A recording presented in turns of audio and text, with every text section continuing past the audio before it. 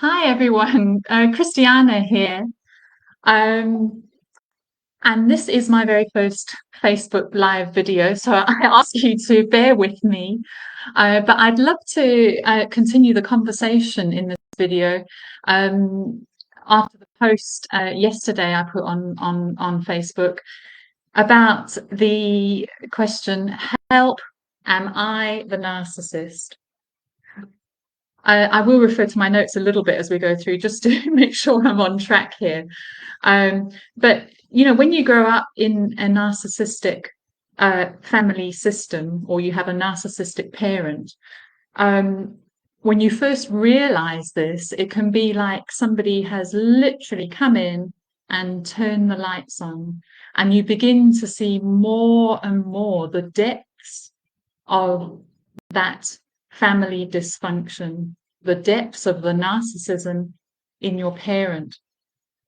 And it can be a real shock. And, this is a very necessary part of the healing journey. You need time to allow this sort of revelation to continue. You need more and more for the the dysfunction to become clear to you. So you need to be able to see it out there very, very clearly. But also part of this is to then begin to see, okay, what are the deep wounds that I've been left with? And also what is the negative self-image that I've emerged with as a result of being in relationship with a narcissist? And also, what are my ways, what are my learned ways of getting love, of surviving? But the thing is, as we do this, as we journey along, we often begin to see some similarities, between ourselves and the narcissistic parent. And then comes that fearful question, oh my goodness, hang on a second, is it me that's the problem? Is it me that's the narcissist? And the problem is, well, part of the problem is that the general consensus out there is that, if you do ask that question, well, it's a clear sign that you aren't the narcissist.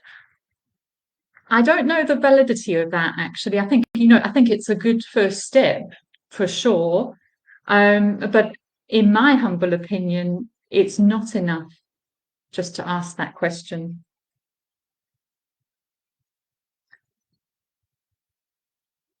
In fact, I would say, instead of sort of dismissing that question immediately and say, oh no, because I'm asking it, that's enough.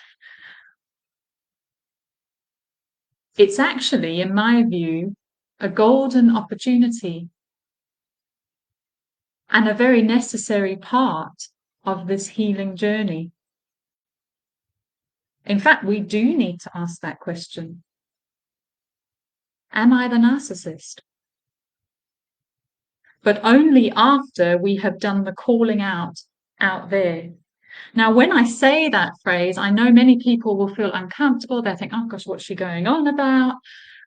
She's making victims feel re-victimized. That's not the emphasis I'm wishing to portray here. What we need to understand is that when one is in a relationship with a narcissist, one doesn't just pick up, odd traits here and there. What actually happens is the narcissist takes over our identity. The narcissist comes in, diminishes our own authentic values, beliefs, identity, and replaces it with their own values, beliefs, ways of being, ways of getting needs met. That's what happens. It's an identity takeover.